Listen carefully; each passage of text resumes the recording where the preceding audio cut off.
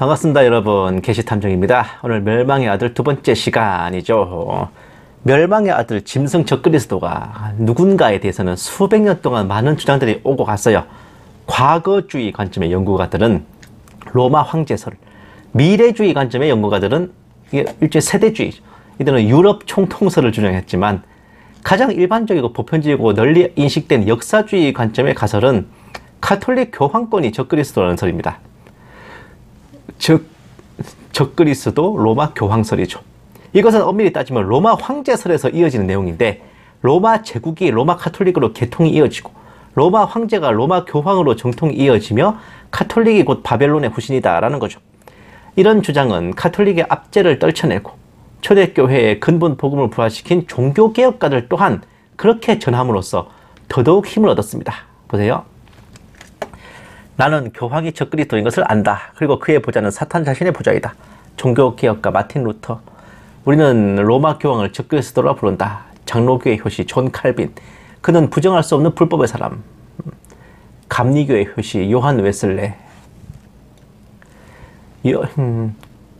요한계시록에 언급된 짐승이 즉 로마 교황청이라는 해석은 신학자들 간에 계속 주장되어 왔다. 찰스 스펄전 목사. 로마 카톨릭 교회가 아니면 적그리스도라고 불릴만한 것이 이 세상에 아무것도 없다. 존 칼빈. 다니엘과 바울은 하나님의 성전에 적그리스도가 앉으리라 예언했다. 우리가 보기에 저 사악하고 가증스러운 왕국의 수령과 기수는 로마 교황이다 라고 말했다. 그리고 이 루터, 칼빈, 웨슬레, 찰스 스펄전 등등이 로마 교황설을 말했죠. 특히 루터의 저서 탁상 담화에서 적그리스도에 대하여라는 파트를 보면 시종일관 카톨릭 교황이 적그리스도임을 세세하게 설명하고 있어요. 요한계시록에 대한 의한 근거는 다음과 같아. 보세요. 이게 세대주의 관점의 그 연구서는 아니지만은 교계 언론에 실린 기사를 제가 가져온 겁니다. 용이 주는 권세, 다니엘의 예언에 나오는 4대 제국은 바벨론, 페르시아, 헬라, 로마다. 로마가 몰락하면서 그 뒤를 잇는 세력이 로마 교황. 성경은 기독교를 극심하게 핍박할 로마를 바벨론과 용으로 비유했다. 용인 로마가 권세를 주었다면 그 짐승은 분명히 로마 교황이다. AD 538년 저스티니안 황제가 로마 교회의 감독인 유세비우스를 온 세계의 교회의 머리로 임명했다라는 것. 거기에 이제 기원을 두고 있죠. 계속 교회 국가 대부분의 사람들은 로마 교황청이 하나의 종교기관이라 생각하지만 아니다. 교황청은 강력한 중앙집권적 제도를 가진 도시국가, 정치 세력, 국제적으로 인정받는 독립된 나라. 이 세상에서 교회 자체가 국가로 군림하는 것은 로마 교황청이 유일하다. 그래서 그 가톨릭 신부들도요, 교황청에서 파송하는 형식을 취하기 때문에 북한 같은 나라에는 이제 신부가 없잖아요. 신부는 그 나라에서 자체적으로 양성할 수 있는 게 아니라 로마 교황청의 파송이라는 절차를 밟습니다. 어쨌든 다른 나라들은 자국의 영토 내에 있는 백성들만 다스렸지만 로마 교황은 영토와 민족에 관계없이 각 족속과 방언과 나라를 다스렸던 범세계적 국가다. 다른 왕국들은 사람의 몸을 다스리지만 교황은 사람의 영혼까지 다스렸다는 점에서 크게 다르다. 다음, 하나님을 회방하는 참람한 말. 성경은 적그리스도에 대해서 저는 대적하는 자라 범사에 일컫는 하나님이라 숭배함을 받는 자 위에 뛰어나 자존하여 하나님 성전에 앉아 자기를 보여 하나님이라 하느니라.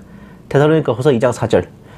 여기에서 적그리스도의 적은 대적하는 뿐만 아니라 대신하는 이란 의미도 된다. 그 안티크리스트라고 할 때 이 안티가 반대하다라는 말만이 아니라 이제 누구누구를 대신한다, 대리한다 그런 의미도 돼요.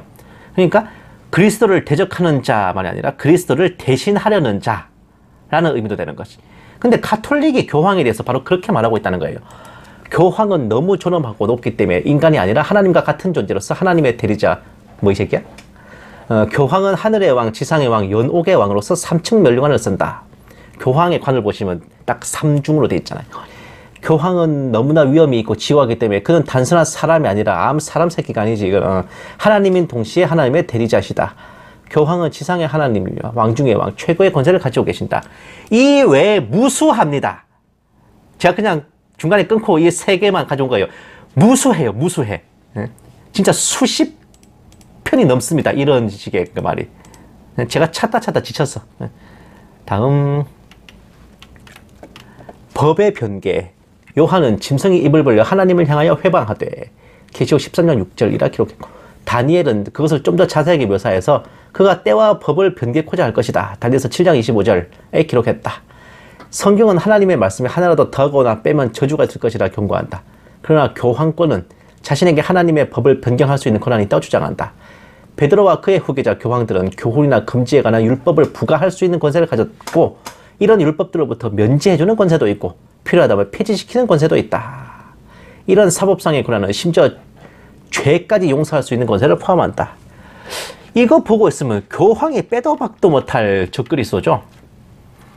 게다가 일반 교계에서도 앞에서 말씀드렸지만 다니엘서 7장의 네 짐승 중 10뿔 달린 넷째 짐승이 로마 제국인 것까지는 인정하는데 그 10뿔이 서기 476년에 서로마 제국 멸망 후 그 지역에 건국된 게르만 왕국 10개국이며 그때부터 로마 황제 대신 로마 교황이 유럽을 지배하게 되었기에 계시록이 예언한 짐승은 가톨릭 교황이라고 보고 있습니다. 보세요. 구서로마 제국 영역의 10개국입니다. 이걸 10뿔이라고 주장하는 거예요. 자, 다음 로마 교회의 행정조직과 로마 제국의 행정조직, 황제, 원로원, 총독, 백성들, 그리고 교황, 추기경회, 추기경 대주교, 주교 평신, 직제가 굉장히 이제 흡사한 거지. 그래서 로마 가톨릭은 로마 제국의 계승자라고 이제 말합니다.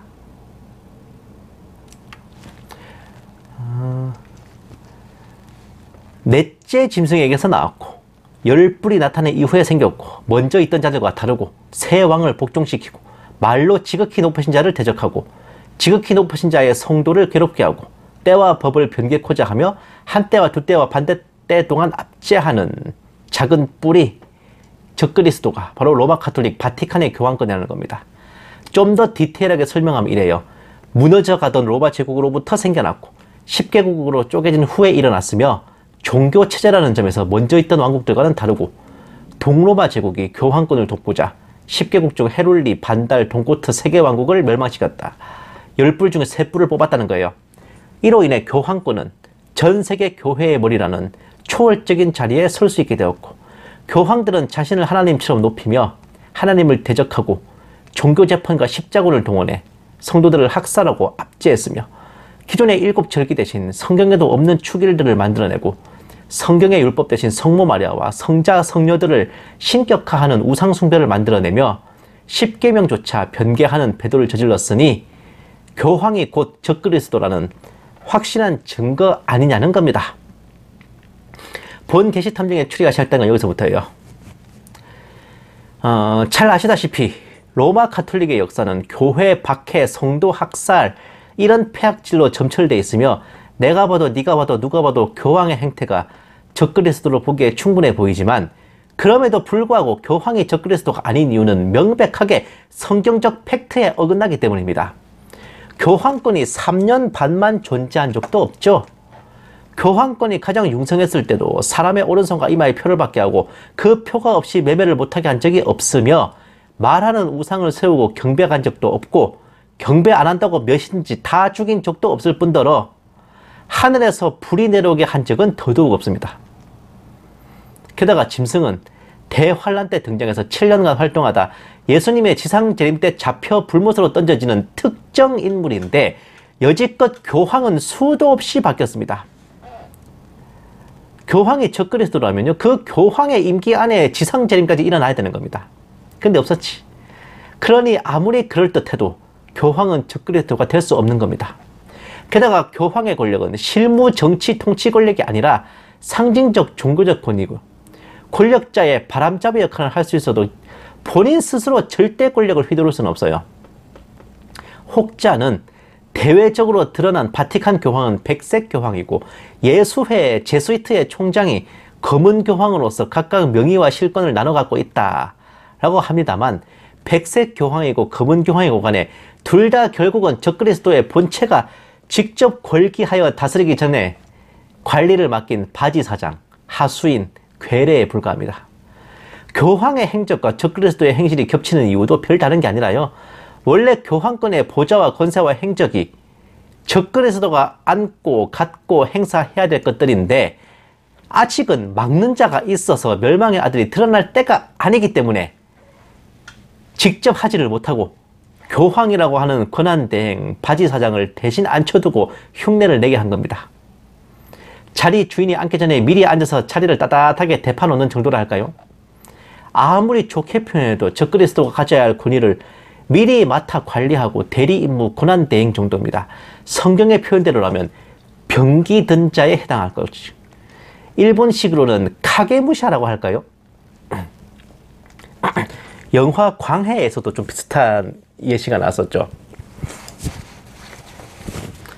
주군과 외모가 닮은 자를 뽑아서 주군 행세를 시키며 암살을 방지하는 전략은 비일비재했는데, 문제는 그렇게 주군 행세를 했던 대리자 카게무샤를 주군이 살려둘까요? 용상에 앉았던 천한 것을 살려둘 수 없지 않겠어.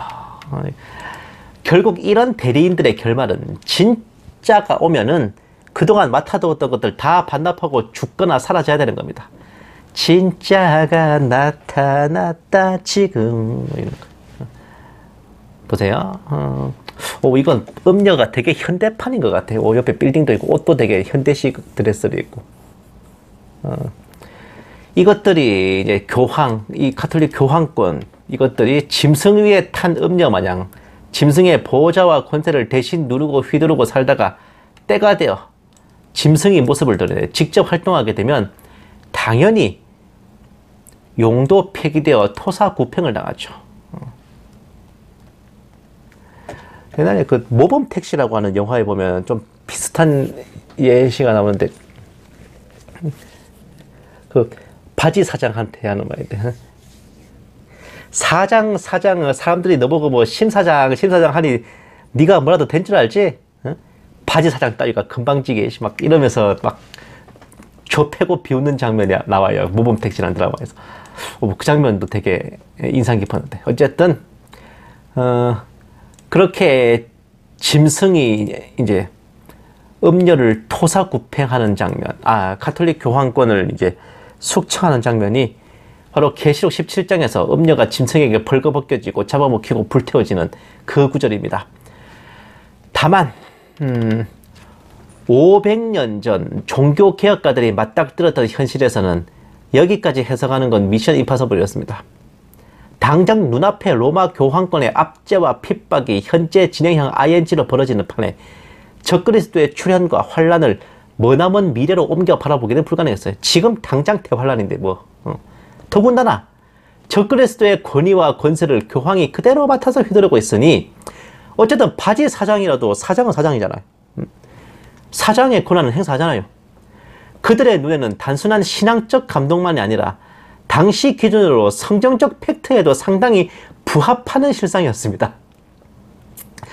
당장 발등에 떨어진 불이 너무나 뜨거웠고 또 현존하는 주적이기 때문에 종교개혁가들은 뭔가 좀 안 맞는 부분들은 상징으로 처리하고 로마 교황을 적그리스도라 지목했던 겁니다. 이는 초대교회 시절 로마 제국의 극심한 박해로 인해 로마 황제를 적그리스도라 예상했던 것과 동일한 원리죠.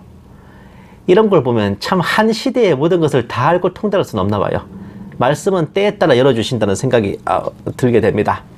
다행스럽게도 우리는 어지간히 열린 시대에 태어났잖아요.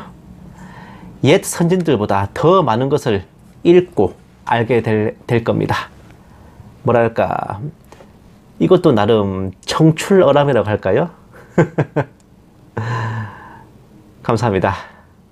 게시탐정이었습니다.